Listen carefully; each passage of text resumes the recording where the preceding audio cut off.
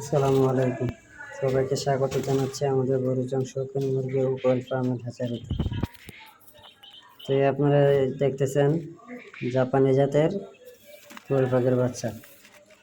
তো এগুলো আজ থেকে প্রায় 18 দিন আগে মুরগির নিচে দিয়েছিলাম। তো আমাদের দেশি মুরগির উচিতে বসাইছিলাম। তো আলহামদুলিল্লাহ দেখতে দেখতে 18 দিন হয়ে গেল। তো আলহামদুলিল্লাহ এগুলো ফুটে উঠছি। প্রায় 35টি ডিম দিয়েছিলাম, এর মধ্যে আলহামদুলিল্লাহ 27টি ফুটেছে। তবে এখানে একটি কষ্টের বিষয় হচ্ছে বিগত কয়েকদিন যাবৎ বৃষ্টির কারণে খামারের চাপ বেড়ে যায়। এছাড়া বাইরে অন্যান্য কাজেও অনেকটা ব্যস্ত হয়ে পড়েছিলাম।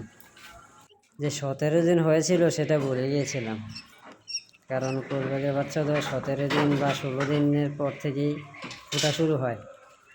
তো এটার মনে ছিল না, তো তাও এটার চেকও দেওয়া হয়নি। তো আজকে সকালে গিয়ে দেখি যে 27টির মধ্যে প্রায় 8টি বাচ্চা মারা গিয়েছে, অর্থাৎ মুরগির পায়ে চাপা পড়ে এগুলো মারা গিয়েছে, যেটা ধারণা করতেছি আর কি।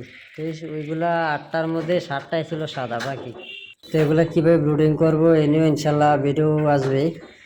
তো আমরা আরও ইনকিউবেটরও কোয়েল পাখির ডিম দিয়েছি, তো ইনশাল্লাহ ওইটাতে একটা ভিডিও আসবে ইনশাল্লাহ। আসসালামু আলাইকুম।